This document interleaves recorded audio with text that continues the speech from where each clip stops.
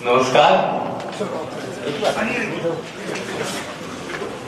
सबसे पहले तो मैं, जैसा कि मेरे गुरु धोनी सर कह रहे थे कि घर वापसी जैसा कुछ माहौल है आज।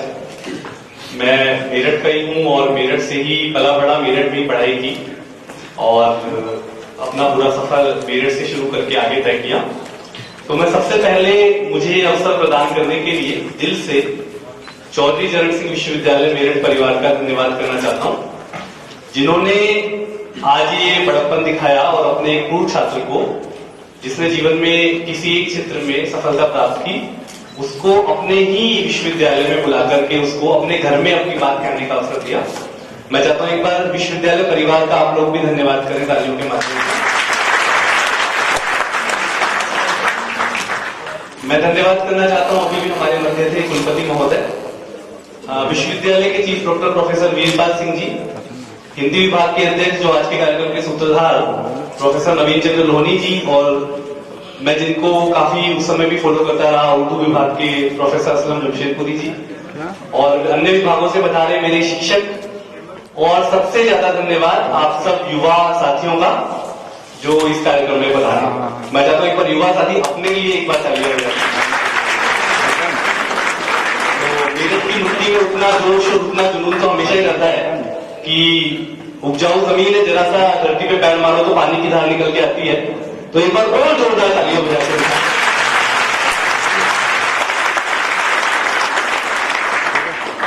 मैं शुरुआत करना चाहूंगा आज की बात की दुष्यंत कुमार की 4 पंक्तियों से। दुष्यंत कुमार का नाम आप में से बहुत लोगों ने सुना होगा, जो हिंदी की गजलें जिन्होंने बहुत शानदार लिखी है। दोस्तों, खास तौर पे मैं आज कुछ ऐसी बातें भी करूं क्योंकि मैं खुद मेरठ का विद्यार्थी रहा हूं और मेरठ के लोगों जब बाहर निकलते हैं सफलता की राह पर, दुनिया की दौड़ में आगे बढ़ते हैं, तो किस तरह की प्रैक्टिकल समस्याएं आती है वो भी मैं आपको शेयर करूंगा आपसे। जब हम निराशा की बातें करते करते हताश हो जाते हैं और हमारे आसपास के लोग हमें कई बार ऐसी कंपनी भी मिल जाती है जो हमें नेगेटिविटी की बातें ज्यादा बताती है और उस बीच सकारात्मकता की बातें कहीं गुमसी हो जाती हैं, तब दुष्यंत कुमार ने 4 पंक्तियां कही थी कि इस नदी की धार से ठंडी हवा आती तो है। इतना निराश होने की भी जरूरत नहीं है, जिंदगी इतनी भी मुश्किल नहीं है, बहुत सरल और बहुत खुशनुमा है कि इस नदी की धार से ठंडी हवा आती तो है और नाव जर्जर ही सही लहरों से टकराती तो है, और एक चिंगारी कहीं से ढूंढ लाओ दोस्तों, इस दिए में तेल से भीगी हुई बाती तो है, इस दिए में तेल से भीगी हुई बाती। तो जब हम आज यहाँ बैठे हैं, संवाद के लिए बैठे हैं, थोड़ी देर मैं अपनी बात कहूंगा, करीब आधा घंटा ज्यादा से ज्यादा मैं अपनी बात कहूंगा, उसके बाद मंच खुला होगा और आप लोग अपनी बात कह पाएंगे, और जो आप मुझसे बात कहना चाहोगे, जो पूछना चाहेंगे, उसके लिए आपका स्वागत होगा। मैंने 4 पंक्तियां क्यों कही? मैंने 4 पंक्तियां इसलिए कही कि आज हम यहाँ अगर बैठे हैं और हमने जो विषय रखा है युवा प्रतियोगी परीक्षाएं और सफलता की राह, तो सबसे पहले हम ये मानते हैं कि तमाम प्रतिकूलताओं के बावजूद, तमाम नेगेटिविटी जो चारों ओर फैली है उसके बावजूद हम कुछ आगे बढ़ना चाहते हैं, कुछ करना चाहते हैं। कंफर्म है ये बात? आप में से कितने लोग हैं जो तमाम प्रतिकूलताओं के बावजूद एक सकारात्मक के साथ आगे बढ़ना चाहते हैं? कुछ लोग हैं जो नहीं बढ़ना चाहते, कुछ लोग बढ़ चुके हैं, तो उन्हें जरूरत नहीं। ठीक बात है। तो इसका मतलब ये हुआ कि आज हम बात की शुरुआत कर सकते हैं सर? ठीक है। मेरठ, मेरठ का मतलब, मैं यहां जब भी मेरठ कहूंगा तो इसका मतलब आप समझिएगा पश्चिम उत्तर प्रदेश। ठीक है। मेरठ से जब हम निकलते हैं, मेरठ बहुत मशहूर है, जब भी हम कहीं जाते हैं तो कहते हैं आप कहां से हो, तो मैं उत्तर प्रदेश कहने की जरूरत कभी नहीं पड़ती, मैं कहता हूं मेरठ, और उतने में ही सारा काम हो जाता है। मैं जानबूझ के इंसिस्ट करके मेरठ ही कहता हूं, और आज तक किसी ने पूरे देश में, चाहे वो चेन्नई हो चाहे वो केरल हो, किसी ने पलट के नहीं पूछा सर कि ये मेरठ कहां है। तो ये बात आप सब भी मानते हैं। तो मेरठ बदनाम भी है और मशहूर भी है, दोनों तरह से। बदनाम हुए तो क्या हुआ, नाम तो हुआ, तो हम लोग अच्छा नाम कमाया है हमने। पर एक बात मैं बहुत सीरियस नोट पे, तो मजाक की बात थी, सीरियस नोट पे कहना चाहता हूं कि मेरठ वो धरा है, आपको ध्यान है 16 महाजनपद हुआ करते थे, गुरु प्रदेश उनमें से एक हुआ करता था। तो हिंदी का जो मानक भाषा है हिंदी, आज जो पूरे देश में जिसको हिंदी जो हम बोलते हैं, जो मीडिया में आती है, जो सरकार ने जिसको हिंदी माना है, उसका जन्म मेरठ में। क्या आप विश्वास करेंगे? आप उस भूमि से हैं जहां पे 1857 की क्रांति की शुरुआत हुई, इसीलिए आपका जो है वो खून जल्दी जल्दी उबाल लेता है, वो हमारी मिट्टी में है। मानते हैं? तो जल्दी भी थोड़ा गुस्सा आ जाता है, बट ठीक है, वो एग्री मैन भी थोड़ा होना चाहिए। कुल मिला के बात ये हुई कि प्रतिभा की कोई कमी नहीं है, लेकिन हमें खुद को साबित करना पड़ता है। आप ये बात मानेंगे कि हम मेरठ के हैं, मेरठ विश्वविद्यालय में पढ़े, मेरठ कॉलेज में पढ़े, जहां भी पढ़े हैं, हमें खुद को साबित करना पड़ता है। और साबित करने का एक तरीका है अपनी लकीर बड़ी करना। साबित करने का क्या तरीका है? अपनी लकीर बड़ी करना। हम आगे बढ़ेंगे तो हम किसी की लकीर को छोटी करके आगे नहीं बढ़ सकते हैं। हमको अपनी लकीर को इतना बड़ा कर देना है कि दूसरे वाला पूछे कि भाई ये मेरठ से आखिर ऐसा क्या टैलेंट निकल गया है। जब मैं मेरठ यूनिवर्सिटी से एमए करके एमफिल का एडमिशन मेरा डीयू में हुआ, एंट्रेंस एग्जाम हुआ, उसमें मेरी पहली रैंक आई। अब दिल्ली विश्वविद्यालय में जब एमफिल का या पीएचडी का एंट्रेंस होता है, उसमें बनारस के, इलाहाबाद के, जेएनयू के तमाम यूनिवर्सिटीज के लोग बैठते हैं, तो वहां पे एक बड़ा चर्चा आम रहा कि आखिर मेरठ से कौन लड़का आया जो फर्स्ट रैंक ले गया। तो कुल मिला के मैं एक उदाहरण के माध्यम से, वो आगे आईएएस में भी फिर हुआ जब मेरी 13वीं रैंक आई, हिंदी मीडियम में पहली रैंक आई, और पूरे देश के मीडिया में मेरठ के नाम से खबरें आई कि मेरठ बॉय ने 13वीं रैंक प्राप्त की। तो हमने क्या किया, मैंने क्या किया, और आपको क्या करना है? अपनी लकीर बड़ी करनी। और भी मजे की बात यह है कि जब आप मेरठ से होकर के कोई उपलब्धि प्राप्त करते हो तो उसका चर्चा भी ज्यादा होता है, ठीक है? तो इसलिए हमको अपनी लकीर बड़ी करनी है, खुद को साबित करना है और निरंतर आगे बढ़ना है। मैं बहुत संक्षेप में अपनी जर्नी के बारे में 10 मिनट आपसे शेयर करूंगा, जैसा कि आज के इस विषय में मुझे सबने भी कहा। मैं मेरठ से ही हूं, मेरठ का जो पुराना शहर है वहां पे मेरा जन्म हुआ, वहीं से मैं पला पढ़ा, वहीं मैंने पढ़ाई की अपनी। और मैं शुरू करता हूं 10वीं क्लास जब मैंने पास की, उसके बाद कुछ जरूरतें थी जिसकी वजह से मैंने एक पार्ट टाइम जॉब की। हम लोग भी, कई सारे लोग आप में से ऐसे होंगे जो पढ़ाई के साथ साथ कुछ ऐसा पार्ट टाइम जॉब करते होंगे या पढ़ाते होंगे या कुछ और काम करते होंगे जिससे उनको अपनी पढ़ाई में खर्चा निकालने में मदद मिलती होगी। तो मैंने भी वो काम किया और 10वीं के बाद ही शुरू कर दिया। गर्मियों की छुट्टियों में प्रूफ रीडिंग किया जाता था। मेरठ में आप लोग जानते हैं पब्लिकेशन की बहुत बड़ी इंडस्ट्री है, पूरे देश में मेरठ का नाम है इस चीज के लिए। 3-4 चीजों के लिए मेरठ फेमस है, एक तो कैंची के लिए, एक स्पोर्ट्स के सामान के लिए और पब्लिकेशन के लिए। तो पब्लिकेशन में बहुत अपॉर्चुनिटीज है। मैं प्रूफ रीडिंग किया करता था। जब भी कोई किताब छपती है तो उसमें कुछ गलतियां, जो मिस्टेक्स होती है, उनको जो आदमी ठीक करता है उसको प्रूफ रीडर बोलते हैं। तो मैं गर्मियों की छुट्टियों में और जब स्कूल होता था उस समय पार्ट टाइम 1-2 घंटा वो काम किया करता था। उससे जो आय होती थी वो उस समय इतनी होती थी कि उससे पर्याप्त आराम से आपका पढ़ाई का खर्चा निकल जाता था। तो वो मैंने किया, मेरठ में होने का फायदा उठाया और अपनी यहाँ पे आगे बढ़ने लगा। 12वीं क्लास की, 12वीं में भी अच्छे अंकों से मैंने 12वीं पास की। एक मजेदार बात आपको बताना चाहता हूं, मैं 12वीं के बाद मेरा मन था कि मैं डीयू जाके पढ़ाई करूं, जो कि उत्तर भारत के सभी जो ह्यूमैनिटीज के या साइंसेस के या कॉमर्स के बच्चे होते हैं वो सभी एक ख्वाब देखते हैं कि हम डीयू जाके पढ़ाई करें, ऑनर्स करें, बीकॉम ऑनर्स करें, बीए ऑनर्स करें, बीएससी ऑनर्स करें। मैं भी जाना चाहता था पर मैं नहीं जा पाया किन्हीं साथियों के अभाव की वजह से। नंबर मेरे 12th में अच्छे थे तो मैंने मेरठ के सबसे अच्छे कॉलेज, प्रतिष्ठित कॉलेज मेरठ कॉलेज मेरठ में एडमिशन लिया। जब मैंने मेरठ कॉलेज मेरठ में एडमिशन लिया 2004 की बात है, जिस दिन मैंने एडमिशन लिया उसी दिन वहां पर एक हत्याकांड हुआ और उस छात्र का नाम भी सर था निशांत अहलावत। अब सोचिए एक बेचारा पढ़ने लिखने वाला बच्चा, और तो लेकिन उसको भी एक अपॉर्चुनिटी की तरह लिया सर। और मेरठ कॉलेज के वो 5 साल जब मैंने बीए और एमए किया, असलम सर जानते हैं, लोनी सर जानते हैं कि लगातार तमाम पढ़ाई के अलावा जो एकेडमिक एक्टिविटीज होती है उसके अलावा जो एक्स्ट्रा करिकुलर एक्टिविटीज होती हैं, चाहे वो डिबेट हो, चाहे वो ऐसे राइटिंग हो, चाहे वो कविता पाठ हो, चाहे वो क्विज हो, हर एक्टिविटी में बढ़ चढ़ के पूरे देश में भाग लिया।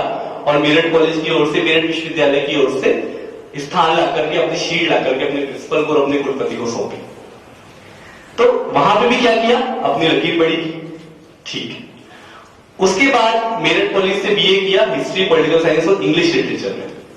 उसके बाद हिंदी के प्रति कुछ ज्यादा दिल रखता था, तो उन तीनों विषयों को छोड़ करके चौथा एक नया विषय लिया हिंदी, और उससे एमए किया। एमए के बाद मुझ जैसा स्टूडेंट जो एक पार्ट टाइम जॉब करके अपनी पढ़ाई का खर्चा निकाल रहा है, उसके लिए बहुत बड़ा टर्निंग पॉइंट क्या हो सकता है?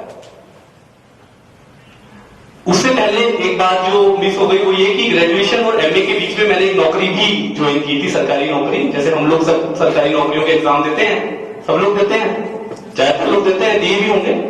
तो मेरी एक सरकारी नौकरी लगी, वो मेरठ में ही थी, डाक विभाग में। वहां मैंने करीब 2 साल काम किया।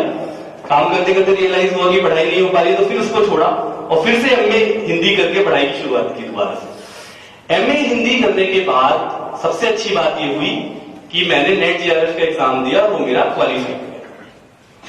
मेरठ में रहकर ही हुआ, दिल्ली में कोई कोचिंग नहीं ली उसके लिए, मेरठ में रहा, मेरठ में खुद ही अपने आप पढ़ा और अपने शिक्षकों की हेल्प ली मेरठ कॉलेज के, और नेट जेआरएफ क्वालिफाई हो गया। अब जैसे ही नेट जेआरएफ क्वालिफाई हुआ तो सफलता के नए द्वार खुल गए और लाइफ का एक टर्निंग पॉइंट आ गया।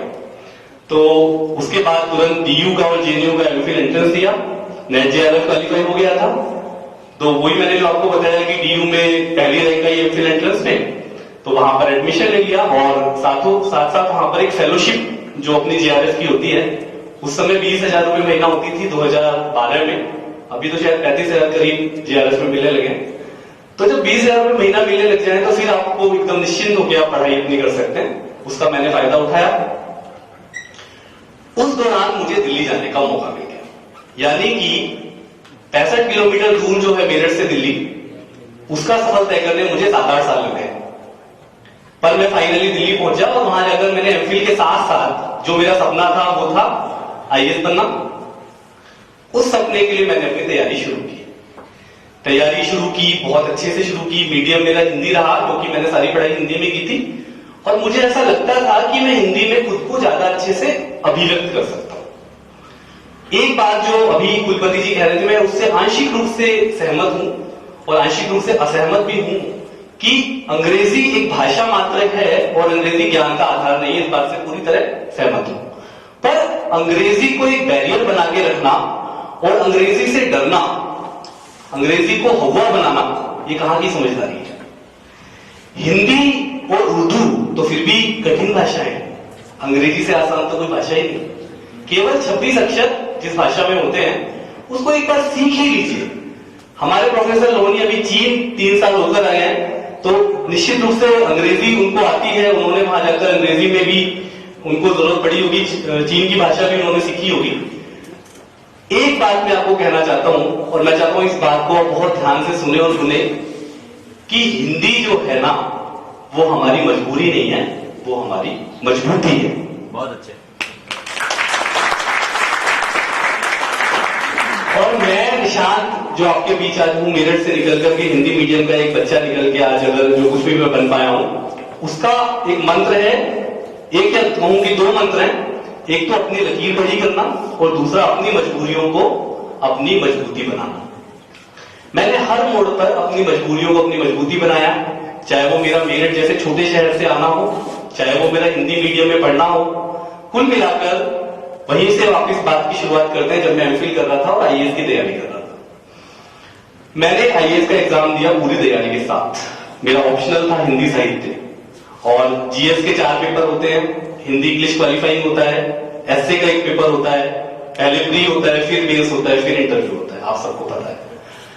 मैंने प्री में अपियर होना और प्री क्वालिफाई होना सबसे मुश्किल होता है, क्योंकि जब 9-10 लाख लोग उस परीक्षा में बैठते हैं उसमें सिर्फ 15,000 के करीब लोग जो होते हैं वो प्री क्वालिफाई करते हैं। वो ऑप्शनल टाइप का, मतलब 4 ऑप्शन होते हैं क्वेश्चन के और नेगेटिव मार्किंग होती है।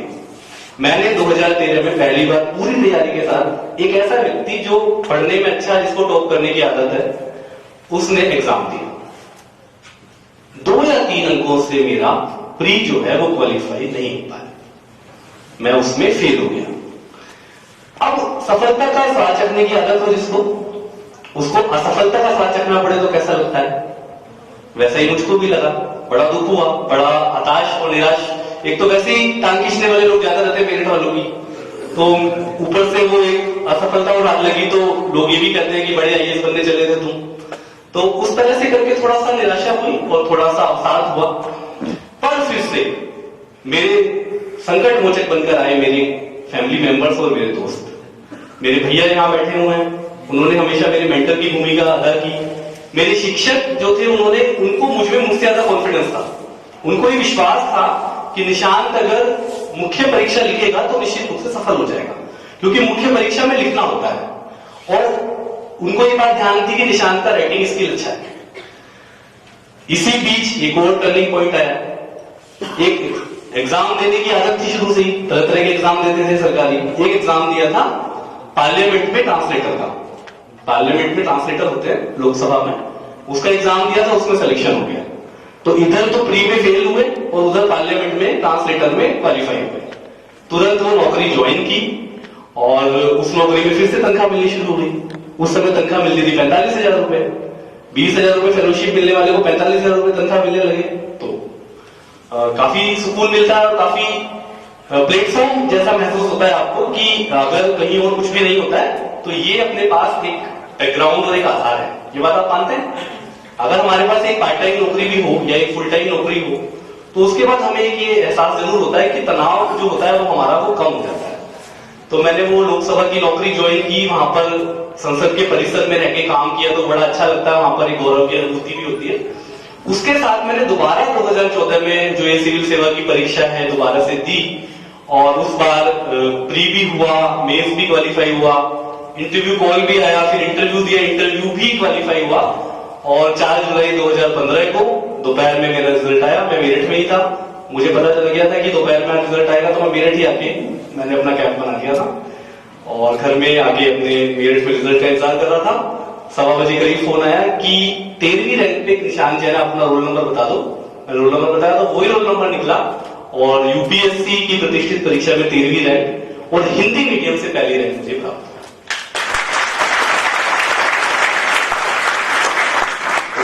उसके बाद जो वो सब आपके सामने दुनिया भर का मीडिया कवरेज हुआ, मेरठ में सारे अखबार वो चैनल वाले आ गए और काफी अच्छा वो रहा। एक और अच्छी बात हुई, मैं आपको ये चीज, ये जिस तरह से आज चौधरी चरण सिंह विश्वविद्यालय ने मुझे यहाँ आमंत्रित किया और मेरा सम्मान भी किया, मैं इस सम्मान को सब दिल से लगा के रखूंगा। मेरे पास बहुत सारे सम्मान है पर ये मेरठ वाला सबसे ऊपर रहेगा वो सारे। तो उसी तरह से मैं लोकसभा सचिवालय में नौकरी करता था, तो वहां पर जो लोकसभा की उस समय अध्यक्ष थी माननीय सुमित्रा महाजन जी, उन्होंने मुझे मिलने के लिए बुलाया कि एक स्टूडेंट ने, हमारे लोकसभा सचिवालय के एक स्टूडेंट ने 13वीं रैंक हासिल की है, उनको बुलाइए। उन्होंने मुझे मिलने के लिए बुलाया और उन्होंने मुझे पूछा कि आपका यहाँ पे सम्मान हुआ कि नहीं हुआ अभी तक। मैंने कहा अभी तो मतलब आपने मिलने बुलाया, यही सम्मान है। तो मैं मिलके उनसे वापस आ गया। उसके बाद थोड़े दिन में एक सर्कुलर आया लोकसभा कि केवल एक ही काम के लिए कार्यक्रम रखा गया लोकसभा के सभागार में, निशांत जैन को सम्मानित करने। और वहां पे सरकार की तरफ से मंत्री जी और तमाम लोग वहां पे, लोकसभा अध्यक्ष ने एक बहुत बड़ा एक कार्यक्रम करके मुझे सम्मानित किया। मैं आपको ये बताना चाहता हूं कि उन्होंने, उनका विजन देखिए आप, कि उन्होंने एक लोकसभा के एम्प्लॉई को सफलता प्राप्त करने पे सम्मानित करके अपने पूरे स्टाफ को मोटिवेट किया। उन्होंने वहां अपने भाषण में कहा कि निशांत का मैंने फीडबैक पता कराया है, ये अपनी नौकरी के टाइम में पढ़ाई नहीं करता था, ये अपनी नौकरी के टाइम पे पूरा काम करता था और शाम को घर पे जाके और वीकेंड पर पढ़ाई करता था। तो ये बात मैं उन लोगों के लिए भी कहूंगा जो जॉब के साथ इसी एग्जाम की तैयारी कर रहे हैं कि जॉब के टाइम आप पूरा काम और समय अपना डिवोशन जॉब को दीजिए, क्योंकि वो जॉब आपको तनख्वाह देती है और उस तनख्वाह से आपका मानसिक तनाव दूर होता है, शारीरिक जरूरतें पूरी होती हैं। उसके बाद आप खाली समय में समय निकाल करके अपना टाइम मैनेज करिए और उसके बाद आपको जिस चीज की तैयारी करनी है, जो पेपर लिखना है, जो सफलता प्राप्त करनी है, जो करना है वो करिए।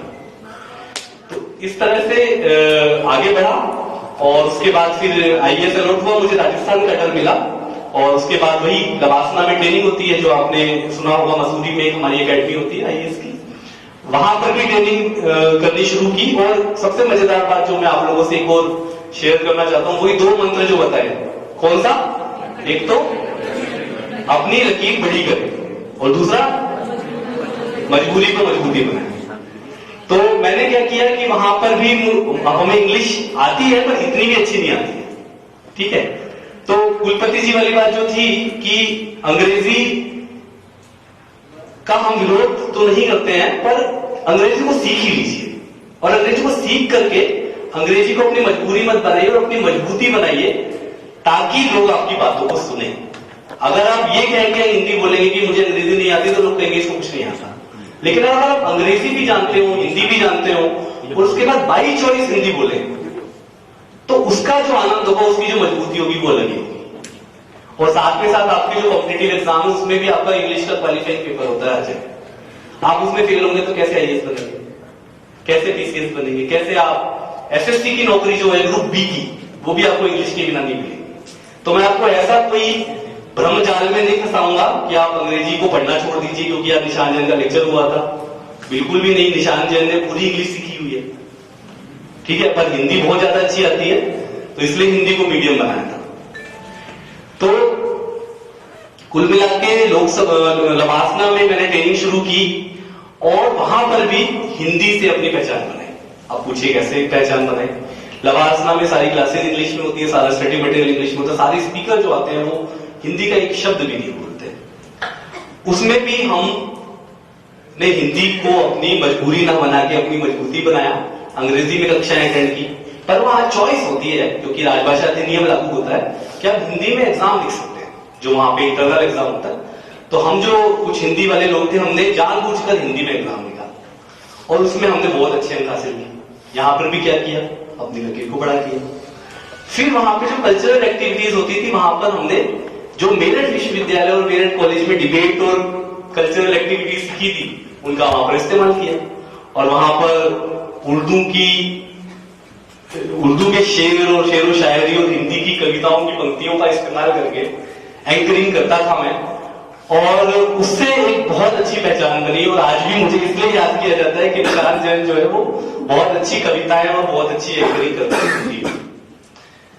उसके बाद जब मैं लवासना की ट्रेनिंग पूरी हुई, उसके बाद 3 महीने का आजकल एक हमारा कार्यकाल होता है दिल्ली में, जो भी नई सरकार है उसने ये शुरू किया है कि 3 महीने हम लोग केंद्र के मंत्रालयों में काम करते हैं एज ए असिस्टेंट सेक्रेटरी।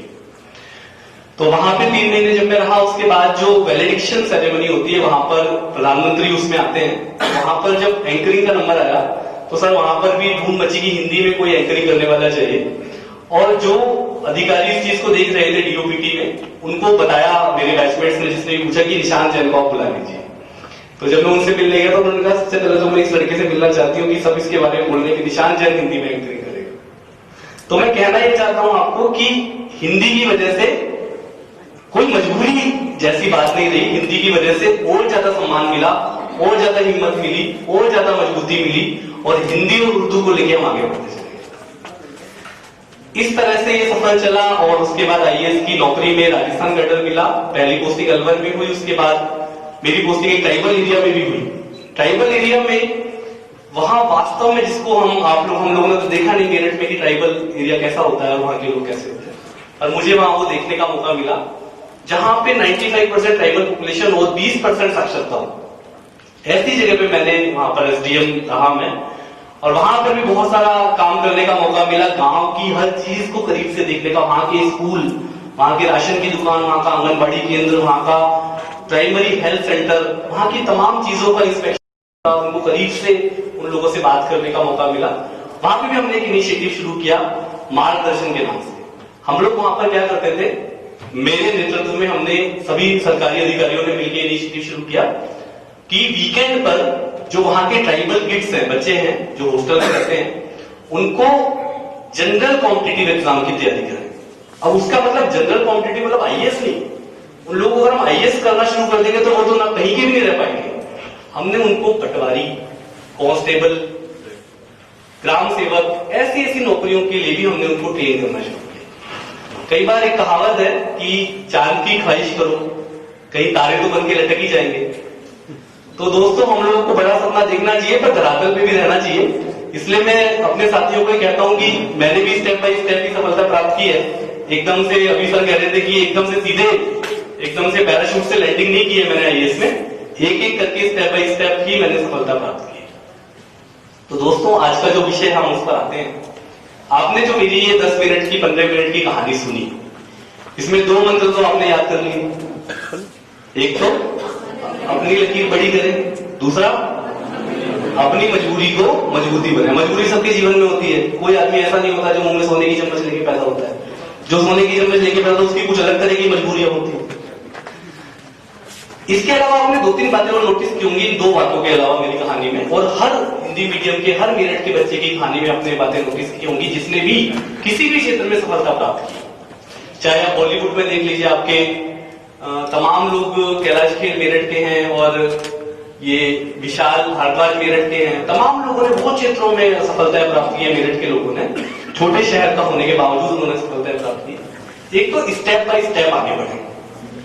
अगर आपको दिखता है कि आपके पास संसाधनों की कमी है, रिसोर्सेज की कमी है, तो आपको हवा में उड़ने की बिल्कुल जरूरत नहीं है। प्रैक्टिकल है और स्टेप बाय स्टेप सफलता प्राप्त करें। मुश्किलें सब पर आती हैं, कोई बिखर जाता है और कोई निखर जाता है। मुश्किलें सब पर आती हैं, कोई बिखर जाता है और कोई निखर जाता है। तो इसलिए रुक जाना नहीं की तरह हमको लगातार आगे बढ़ते जाना है, रुकना नहीं है, थकना नहीं है और लगातार आगे बढ़ते जाना है। मैं नेक्स्ट जब बोलूंगा तभी आप करिएगा। कुछ हम ऐसी बातों पर बात करेंगे जो हम जब भी कभी बात करते हैं हम सोचते हैं उससे लेकर के क्या जाए, हमारा टेक अवे क्या हो जो हम घर ले जाए अपने साथ। तो ये वो कुछ मंत्र हैं 10-12 जो आपको अपने साथ लेकर के जाने हैं, और ज्यादा जानकारी के लिए वो पूरी किताब की शक्ल में आपको बाहर भी मिल जाएंगे। पहले कि मैं ये पीपीटी शुरू करूं, एक कविता जो मैंने तैयारी के दिनों में मेरठ में लिखी थी और वो बाद में तमाम मेरे मोटिवेशन का आधार भी बनी और उसके बाद हजारों लाखों लोगों के मोटिवेशन का आधार बनी, वो मैं आपके सामने इस पीपीटी को शुरू करने से पहले उसका पाठ करता हूं। आप लोग एक एक शब्द को आपको बहुत ही ध्यान से सुनना है। सकारात्मक सोच संग उत्साह और उल्लास लिए, सकारात्मक सोच संग उत्साह और उल्लास लिए, जीतेंगे हर हारी बाजी, मन में है विश्वास लिए। ऊहापोह अटकले उलझने, अवसादों का कर अवसान। तमाम अटकले ऊहापोह आपके सामने आएंगे। ऊहापोह अटकले उलझने, अवसादों का कर अवसान, हो बाधाएं कितनी पथ में, चेहरों पर बस हो मुस्कान। और अंतर मन में भरी हो ऊर्जा, नई शक्ति का हो संचार। अंतर मन में भरी हो ऊर्जा, नई शक्ति का हो संचार। डटकर चुनौतियों से लड़कर जीतेंगे सारा संसार। और ले संकल्प सृजन का मन में, उम्मीदों से हो भरपूर। धुन के पक्के उस राही से, मंजिल है फिर कितनी दूर। और जगे ज्ञान और प्रेम धरा पर। लेकिन हमेशा था, या हमेशा ध्यान रखना, आज से 20 साल 25 साल पहले जो लोग यहाँ बैठे हैं ना आपके शिक्षक, ये कट थ्रोट कॉम्पिटिशन ये भी करके आए, आपको भी करना है। और एक और चीज की आपने एक बात और बहुत अच्छी कही कि जो लोग 5 साल से तैयारी कर रहे हैं उनके आगे क्या हम टिक पाएंगे। बहुत अच्छा सवाल है, ऐसा बिल्कुल भी नहीं है। हो सकता है कि वो गलत दिशा में तैयारी कर रहे हो सकता है कि वो कहीं लैग कर रहे हो जहां पे आप अच्छे से कर रहे हो।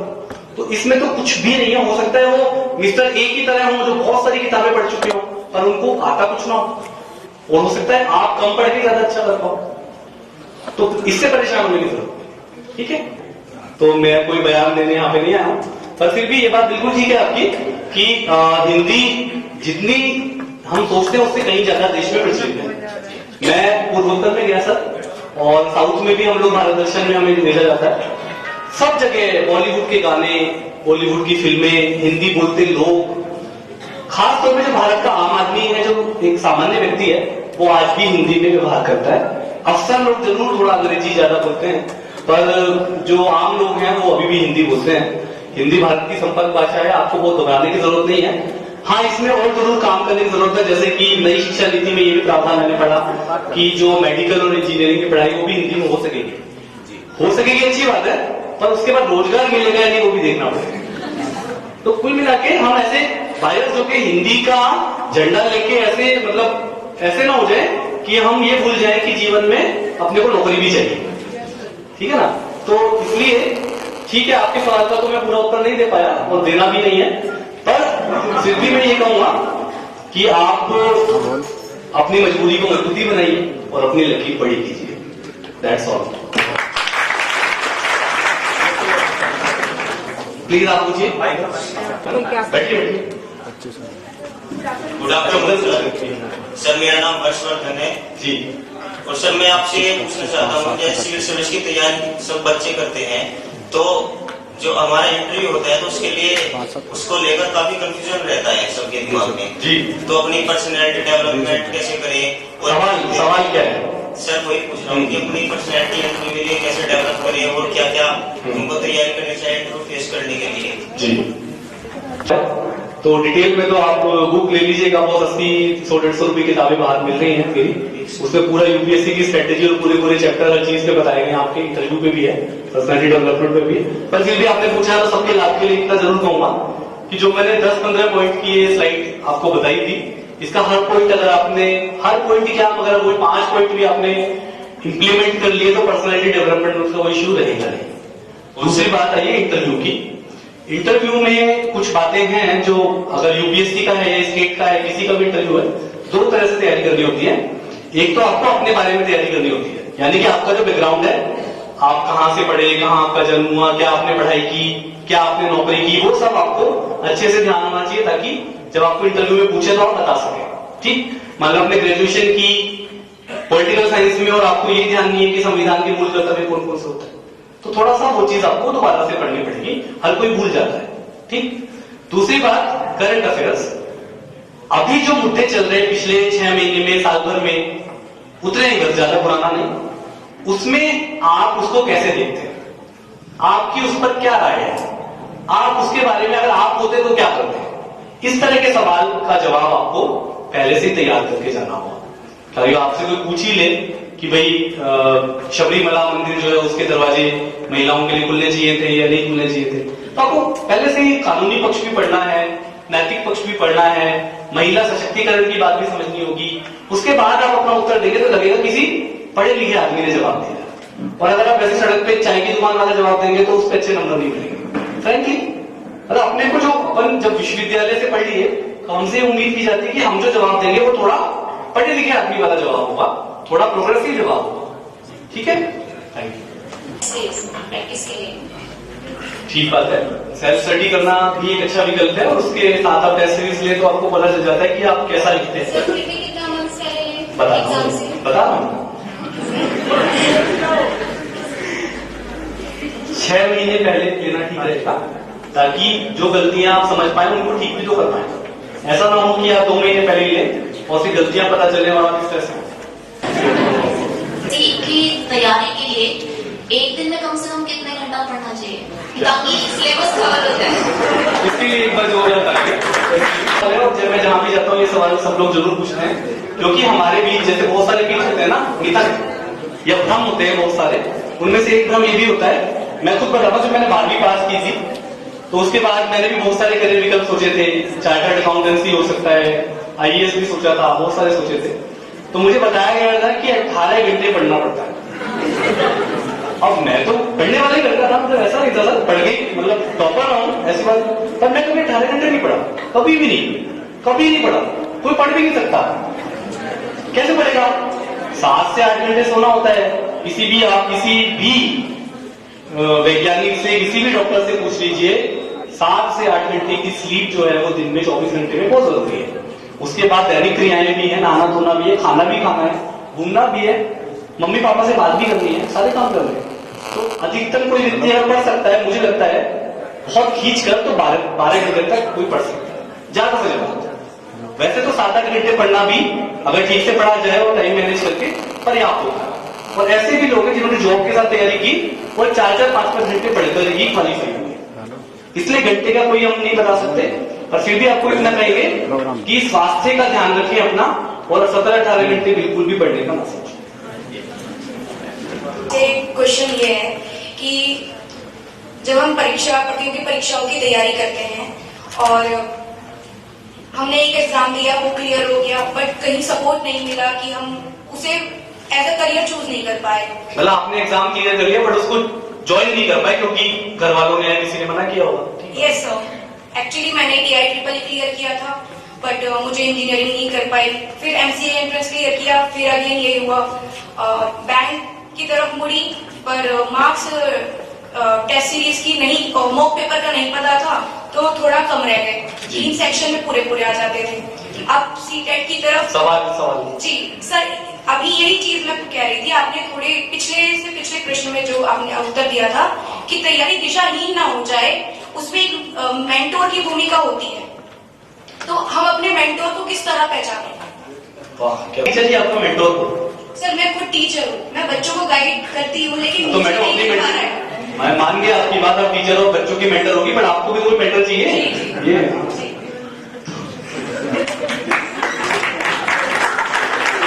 आपके टीचर हो गया, मेरा मान लिया।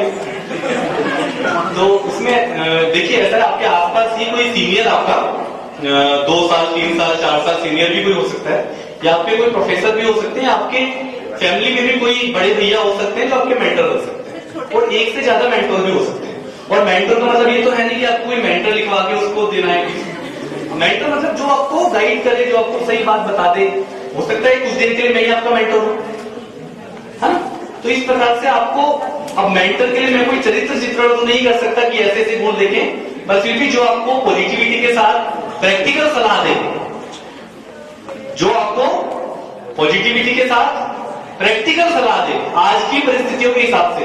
मान लो आपने पूछा कि मैं ये ट्रिपल नहीं कर पाई, ये नहीं कर पाई, अब वो कोई मेंटर ऐसा हो जो आपको उसी को लेके कोसना शुरू कर दे कि तुझे लड़ना चाहिए था अपनी मम्मी से, तो क्यों नहीं गई, तो डिप्रेशन में आ जाओगे। तो क्या भूतकाल में जाके तो चीजों को बदल नहीं सकते। आज क्या करना है, आज की परिस्थितियों के हिसाब से कैसे आगे बढ़ना है, ये जो व्यक्ति बताए वो आपका सही है। ठीक बात है? Thank you so much. अधिकांश प्रश्न आ चुके होंगे, कोई नया प्रश्न हो तो वही पूछेंगे। सर मेरा नाम भव्य है। सर मेरा क्वेश्चन ये है कि जैसे अभी आपकी प्रेजेंटेशन हुई और जो भी हम कोई यूट्यूब पे वीडियो देख लेते हैं, चार्ज हो जाते हैं इंस्टेंटली, कुछ देर तक असर रहता है सर, फिर हम भूल जाते हैं। सर जो भी हमारी सही डायरेक्शन है उसमें बनेगा सर। बहुत शानदार। इन्होंने पूछा कि कोई अच्छा इन्होंने वीडियो देख लिया, आज लेक्चर अटेंड कर लिया, कोई अच्छी किताब पढ़ ली, तो ये इंस्टेंटली चार्ज हो गया। और उसके बाद क्या, वो जितनी तेजी से चार्ज हुई उतनी तेजी से, तो उससे क्या हुआ कि थोड़ा इनको लग रहा है कि वो सस्टेन नहीं कर पा रहे। तो देखिए पहली बात तो ये कि ये एक सामान्य बात है। अगर आप उस समय उत्साहित महसूस करते हैं या ऊर्जा का संचार महसूस करते हैं और थोड़ी देर बाद वो सामान्य हो जाता है, तो वो ठीक भी है। एक बात तो ये, और दूसरी बात कि आप जो रूटीन है अपना, जिसमें कि कोई आपकी फिजिकल एक्टिविटी हो सकती है, कोई आपको ऐसी चीज जो आपको अच्छी लगती है, जैसे आपको पुराने गाने सुनना अच्छा लगता है, या आपको योग प्राणायाम करना अच्छा लगता है, या आपको बैडमिंटन खेलना अच्छा लगता है, जो भी आपको अच्छा लगता है, या आपको बातें बनाना, गप्पे मारना अच्छा लगता है। ईमानदारी से आपको बता रहा हूं, जीवन का सबसे बड़ा सुख जो मुझे लगता है वो है लाइक माइंडेड लोगों से बिना किसी एजेंडे के गप मारना। तो खाली टाइम में लेजर टाइम इसी को बोलते हैं। आप कभी भी इंटरनेट पे सर्च करना what is a leisure time, खाली वक्त क्या होता है। खाली वक्त वो वक्त होता है जिस वक्त में आपके पास कोई काम ना हो, कोई एजेंडा ना हो। वो वीकेंड पर भी हो सकता है, किसी दिन आप थोड़ा फ्री हैं तो गप मार रहे हैं। तो ये सब चीज आप थोड़ा थोड़ा करते रहते हैं ना, एक रूटीन बना के, पढ़ाई को प्रभावित किए बगैर, तो आपको दिक्कत नहीं है। अदरवाइज आप फिर डल हो जाएंगे। जैसे वो एक बच्चों में कहावत थी, all work and no play makes Jack a dull boy. तो इतना डल भी मत होइए, थोड़ा सा उत्साहित रहिए, मुस्कुराते रहिए। थोड़ा आज का जो लेक्चर था उसकी स्लाइड्स को थोड़ा फॉलो करने की कोशिश कीजिए, और मैं नहीं समझता कि आपको कोई भी दिक्कत आएगी। Thank you. सर मेरा क्वेश्चन था आपसे कि प्रीलिम्स 2020 आ रहा है जी, तो सर आज की कौन सी मिस्टेक्स हैं जो हमें नहीं करनी चाहिए, तो किस चीज पे जो बच्चे कोचिंग के लिए दिल्ली नहीं जा पा रहे हैं, तो आप कैसे करें? ठीक है। स्पेसिफिक महीने 31 मई को आपके पास अभी 3-4 महीने हैं। एक तो आप इतना करिए कि मेंस के लिए पढ़ना आप बंद कर दीजिए। अभी तो नहीं पढ़ रहे हैं, अगर पढ़ रहे हैं तो उसको बंद कर दीजिए। अब केवल और केवल प्री पर ही फोकस करिए। कोई टेस्ट सीरीज ज्वाइन कर लीजिए, एक ही करिए, एक से ज्यादा करने की जरूरत नहीं है। महीने में 1 या 2 टेस्ट होंगे, उनको दे लीजिए। नेगेटिव मार्किंग के हिसाब से अपनी प्रैक्टिस कर लीजिए, ठीक है। और क्या कहते हैं, प्रीलिम्स के सारे एस्पेक्ट्स को दोबारा से देख लीजिए। आपके पास 4 महीने का समय है, और कई लोग तो ऐसे होते हैं जो सिर्फ 4 महीने पढ़ के भी प्री निकाल देते हैं, तो इसलिए घबराने की जरूरत नहीं है। और प्रीलिम्स के लिए अब आप छूट जाइए, मेंस के लिए अब आप बंद कर दीजिए। प्रीलिम्स के बाद दोबारा से जैसे ही प्री का पेपर देके आए, 3-4 दिन का गैप लेके फिर मेंस के लिए पढ़ना शुरू कर दीजिए, ठीक है। यूपीएससी टॉपर कुछ लोगों ने पढ़ी होगी, नहीं भी पढ़ी होगी, वो यूपीएससी और स्टेट पीसीएस की जो तैयारी है उसके बारे में पूरा डिटेल में उसमें बताया गया है, हिंदी और इंग्लिश दोनों में है और बाहर उपलब्ध भी है। एक एसए का पेपर होता है, चाहे वो स्टेट का पीसीएस का हो चाहे एएस का, उसमें सब में एसए का पेपर होता है। एक किताब राजकमल से हम लोगों ने निकाली है, सभी जो टॉपर्स हैं उन्होंने जो एसए लिखे थे वो हमने उसमें दिए हैं, वो भी उपलब्ध है।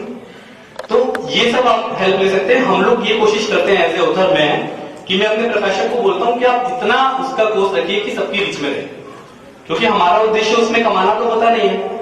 हम जैसे जो गलतियां हमने की थी तैयारी में, वो गलती आप ना करें इसीलिए किताब लिखी है, तो उसका आप फायदा उठा सकते हैं। Thank you. जैसे इस समय जो यूपीएससी जो आईएएस का एग्जाम है उसके हिसाब से देखें तो वो क्या सेकेंडरी ऑप्शन रखना लाइफ में जरूरी हो गया है, अगर आईएएस नहीं हो पाता है तो हम अगर हायर एजुकेशन में जैसे पीएचडी के लिए जाते हैं तो हम पीएचडी करने के साथ साथ यूपीएससी की तैयारी कर सकते हैं। तो क्या ये बेटर ऑप्शन है या किसी एक ऑप्शन के लिए हमको जाना चाहिए? आपकी परिस्थितियों में कैपेसिटी और कैपेसिटी दो चीजें, बहुत सही बात की। आपकी काबिलियत और आपकी परिस्थिति दोनों चीजें देखनी पड़ेंगी। आपके घर पे कोई प्रॉब्लम हो गई है, आपके फादर बीमार है, बहुत सारी चीजें हो सकती हैं। आप सोच रहे हैं कि मैं, तो वो उसके हिसाब से अपनी स्ट्रेटेजी को बार बार आपको चेंज भी करना पड़ता है। पर फिर भी ये वाला जो ऑप्शन है बुरा ऑप्शन नहीं है। बहुत सारे लोग हैं डीयू में, जेएनयू में, बीएचयू में, इलाहाबाद में, मेरठ में, रांची में, पटना में, जो पीएचडी एमफिल के साथ साथ भी तैयारी करते हैं। मैंने भी की थी, इसमें कोई बुराई नहीं। एक ही शर्त है कि आपके जो गाइड हैं उनको कोई प्रॉब्लम नहीं होती। कई बार गाइड भी कहते हैं कि, लेकिन उसके लिए वही वाली बात जो सुमित्रा महाजन जी ने लोकसभा में कही थी कि रिसर्च के टाइम रिसर्च करिए, खाली टाइम में पढ़ाई कर लीजिए। अब आप सोचिए कि रिसर्च तो बिल्कुल बंद कर दो, 6 महीने में एक बार साइन कराने जाओ तो फिर कोई भी गाइड नाराज ही होगा। तो ये तरीका हमने भी ऐसे ही किया था। जिनराट, I am a student of law department. Sir मेरा आपसे एक क्वेश्चन है, जितने भी हमारे फ्रेंड्स वगैरह जो सीनियर होते हैं उनसे पूछते हैं कि कोचिंग का जो आज के टाइम में मैथ होने की कोचिंग के बगैर कुछ नहीं हो सकता, आप सेल्फ स्टडी कर रहे हो तो कुछ नहीं कर पाओगे, तो आपके जीवन में कोचिंग का कोई इंपोर्टेंस रहा है या नहीं? सर बस मैं ये पूछना चाहता हूँ। देखिए, एक तो आप पूछ रहे हैं कि मेरे जीवन में मैंने कोचिंग किया नहीं की, नंबर 1, और नंबर 2 कि आपको करनी चाहिए या नहीं। तो मैं तो ये कहूंगा कि एग्जाम का भी फर्क होता है। जैसे अगर आपको सीए करना है तो आपको कोचिंग करनी पड़ेगी, उसके बिना सीए नहीं होता है, क्योंकि सीए में कोई यूनिवर्सिटी या कॉलेज नहीं होता है, उसमें आपको कोचिंग की होती है जिसके सहारे आप पढ़ते हैं। या पीएमटी का आप एंट्रेंस दे रहे हैं, उसमें जनरली आप देखेंगे अगर 100 लोग सक्सेसफुल हुए तो 90 लोग कोचिंग की सहायता से हुए। यूपीएससी और पीसीएस का जो एग्जाम है, यूपीएससी और पीसीएस का जो एग्जाम है वो थोड़ा डायनामिक है, उसमें बिना कोचिंग के भी सफलता प्राप्त की जा सकती है और बहुत सारे लोग कर रहे हैं। बल्कि आजकल तो उल्टा ट्रेंड आ गया है कि कोचिंग में जाने से कई बार क्या होता है कि वो आपकी तैयारी जो है वो एक तरह से चलने लगती है, जबकि इसमें थोड़ा मल्टी डायमेंशनल तैयारी करनी होती है। तो ऐसे ज्यादातर लोग आजकल ऐसे हुए जो कोचिंग अगर कर भी लेते हैं तो बाद में फिर उनको लगता है कोचिंग ना करते तो ज्यादा अच्छा रहता। यूपीएससी की बात बता रहा हूं, पर फिर भी मैं आपको सलाह दूंगा कि ऑप्शनल सब्जेक्ट की कोचिंग कर लेनी चाहिए, क्योंकि वो थोड़ा टेक्निकल होता है और उसमें कोचिंग से आपको हेल्प मिल जाती है। जनरल स्टडीज के लिए आप चाहें तो कोचिंग अवॉइड कर सकते हैं, या केवल उसी सेगमेंट की कोचिंग करिए जो आपको नहीं समझ में आता। जैसे अगर आपको इकोनॉमिक्स समझ में नहीं आता तो आप उसकी कोचिंग कर लो, पॉलिटिकल साइंस समझ में आता है तो मत करो, हिस्ट्री समझ में आता है तो मत करो। ये एक तरीका हो सकता है, स्मार्ट तरीका। और बाकी दूसरा जो सिंपल सा एक बिल्कुल ही बिना दिमाग लगाए वाला तरीका तो ये है, जाओ दिल्ली 1-1.5 लाख रुपए की फीस दो, 1.5 साल की कोचिंग दो, तो वो भी करते हैं लोग। सर इस चीज के ऊपर इंफॉर्मेशन तो और जगह उपलब्ध है कि सर क्या पढ़ना चाहिए, कितने घंटे पढ़ना चाहिए और दिन में या रात में पढ़ना चाहिए, बट सर ऐसा कोई क्राइटेरिया है कि इस तरीके की आइडियोलॉजी होनी चाहिए यूपीएससी एस्पिरेंट या फिर सिविल सर्विस एस्पिरेंट की सर जो सिलेक्शन बोर्ड बिल्कुल भी कॉम्प्रोमाइज जिसके ऊपर नहीं कर सकता है? करता हूं मैं, हालांकि ऐसी कोई भी आइडियोलॉजी डिसाइडेड नहीं है। माइक लीजिए, ऐसी कोई भी आइडियोलॉजी डिसाइड, किसी और को मत दीजिए, लास्ट ले लेते हैं। ऐसी कोई भी आइडियोलॉजी डिसाइडेड नहीं है जिससे हम ये कह सकें कि ये होना ही चाहिए। पर फिर भी 2-3 बातें मैं कहूंगा। एक तो आपकी संविधान में आस्था होनी चाहिए। जो कॉन्स्टिट्यूशनल वैल्यूज हैं वो 3-4 चीजों से हम समझते हैं। एक तो संविधान की प्रस्तावना, एक मूल अधिकार, एक मूल कर्तव्य और एक डीपीएसपी। तो संविधान में आपकी अवस्था होनी चाहिए, आप जो भी जवाब दें लिखित में या मौखिक में, वो संविधान और कानून के अगेंस्ट नहीं होना चाहिए, क्योंकि जब तक आपको उसमें आस्था ही नहीं होगी तो फिर आप किस आधार पे नौकरी करने जा रहे हैं। ठीक। दूसरी बात की आपकी पर्सनालिटी में दूसरों के विचारों का सम्मान करने का तत्व भी होना चाहिए, सीखने की आदत होनी चाहिए, आप दूसरे से सीखने को तैयार है, ट्रेनेबल है या नहीं, ये कोई चीज होती है कि कई लोग इतने पढ़े लिखे होते हैं कि उनको ट्रेन करना बहुत मुश्किल होता है, तो जब आप खुद ही सारा कुछ सीख के आए आपको सिखाया ही नहीं जा सकता, कई लोग ऐसे भी होते हैं। तो वहां पे जो आयोग होता है वो ये भी देखता है कि आप कुछ सीखने को तैयार हो नहीं, क्योंकि जो लबासना में ट्रेनिंग होगी फिर वो किस चीज के जब आपको सीखना ही नहीं है। तो ये कुछ बातें हैं जिनको लेकर के आप जो अनकॉम्प्रोमाइज है, जिन पे कॉम्प्रोमाइज नहीं किया जा सकता। ठीक है, लास्ट क्वेश्चन किसी को है? और सर मेरा क्वेश्चन ये है कि जो यूपीएससी है वो मेन जो ज्यादा जल्दी फोकस करता है वो मेंस पर करता है, जीएस और ऑप्शनल। तो सर ऑप्शनल तो एक तरह से कवर हो जाएगा, लेकिन जो जीएस के सब्जेक्ट्स हैं तो सर आपने अपने आंसर राइटिंग में ऐसी क्या चीजें इंक्लूड की जो आपको एक अच्छी रैंक मिली, जो आपको दूसरों से यूनिक बनाती है? सर कुछ पॉइंट्स बता दीजिए। बहुत अच्छा है, मैं 2 मिनट में इसका उत्तर दूंगा। किसी भी अच्छे उत्तर की क्या पहचान हो सकती है या किसी भी अच्छे निबंध की क्या पहचान हो सकती है, वो मैं आपको बताने की कोशिश करूंगा। एक तो ऐसा उत्तर जो सारे पॉइंट्स को कवर करे, वो अच्छा उत्तर होता है। जैसे आपसे कोई सवाल पूछा गया, उसके 5 स्टेप्स हो सकते हैं और आपने 5 को कवर कर लिया, या मतलब स्टेप तो 10 हो सकते हैं बट आपने उनमें से 5 जो महत्वपूर्ण है उनको कवर कर लिया, तो अच्छा उत्तर माना जाएगा। दूसरा एक अच्छा उत्तर वो होता है जिसमें आप उस जो अपनी बात कह रहे हैं उसके कंफर्म करने के लिए, उसकी पुष्टि करने के लिए आपने कोई उदाहरण भी दिया है या कोई डेटा बताया, कोई आंकड़ा बताया है, तो उससे भी अच्छे अंक मिलते हैं। तो 2 बातें हुई कि एक तो आपका उत्तर सभी पक्षों को कवर करे, क्रमबद्ध हो, मतलब ऐसा ना लगे पढ़ के उत्तर को कि आपने कोई बात कही और अचानक से फिर दूसरी बात कह दी, उसमें एक फ्लो होगा तो आपको अच्छे अंक मिलेंगे। साथ में आप अपने उत्तर में जो तथ्य या जो बातें कह रहे हैं उनके पुष्टि के लिए अगर कोई बात, कोई प्रमाण भी दे देंगे छोटा सा, बहुत डिटेल में नहीं, तो उसके लिए भी आपको अच्छे अंक मिलेंगे। ठीक है, तो आज का ये बहुत अच्छा सत्र रहा हमारा। मैं एक 1 मिनट की बात और कह के फिर सर आप जो भी कहेंगे, तो आप लोग 1-2 मिनट बस और मेरा साथ दीजिए। मैंने जब मैं ग्रेजुएशन कर रहा था, शायद मेरठ कॉलेज से जब मैं कर रहा था, तो मैंने एक मेरठ को लेकर एक गीत लिखा था जो मैंने आज तक कहीं सुनाया नहीं, तो अब मौका मिला है मैं आपको सुना के ही जाऊंगा। ठीक है, अगर आप सुनना चाहते हो तो मैं सुना दूंगा। एक बात पहले जोड़ दूं, निशांत कवि भी है तो ये सुना के ही मानेंगे। नहीं ऐसा नहीं है सर, अब तो प्लीज। तो आप मेरे साथ साथ गाएंगे, गीत है ये, पहले मैं गाऊंगा फिर आप गाएंगे। लेकिन ये उन्हीं लोगों के लिए है जो वास्तव में अपने शहर को प्यार करते हैं, चाहे अपना शहर कैसा भी हो, कितना भी मशहूर हो, पर हम अपने शहर को, अपनी मातृभूमि को प्यार करते ही हैं। ठीक है, शहर मेरे तू मेरी मोहब्बत, तू है मेरी जान, गंगा जमुनी आन बान की तू सच्ची पहचान।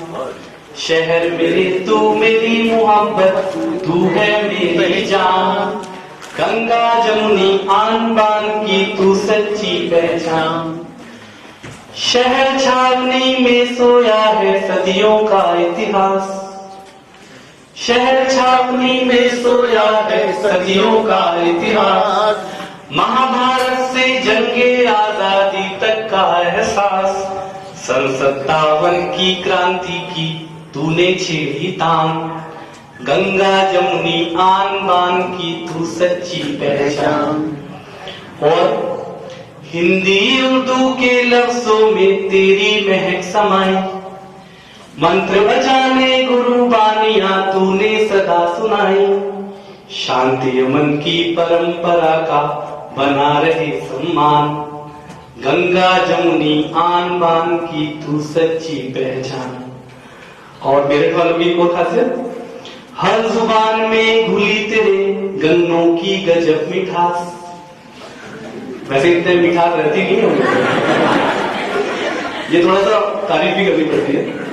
हर जुबान में घुली, पर एक बात आपको और कहूंगा, इतना सब घूमने घामने के बाद सर आप इतना घुमाए कि मेरठ वाले लोग भले ही थोड़े कड़वे हों, थोड़े मतलब एकदम साफ बोलने वाले स्पष्टवादी हो, पर दिल के बहुत सच्चे और बहुत प्यारे होते हैं। खाली नहीं बोलो। ऐसा आदमी ज्यादा अच्छा होता है जो अपनी बात खुलकर कहते हैं और मन में कुछ ना रखे, या ऐसा आदमी ज्यादा अच्छा होता है जो मन में रखे तो सामने मीठा मीठा बोले। ठीक है, तो मेरे वाले वैसे होते हैं।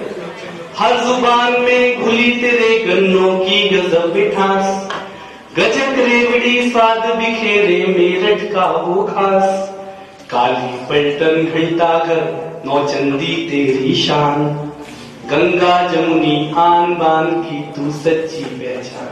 और अंतिम पंक्तियां क्या कामना करते हैं हम मेरठ के लोग? सपनों के आजाद परिंदे भले वो परवास, यानी उड़ान।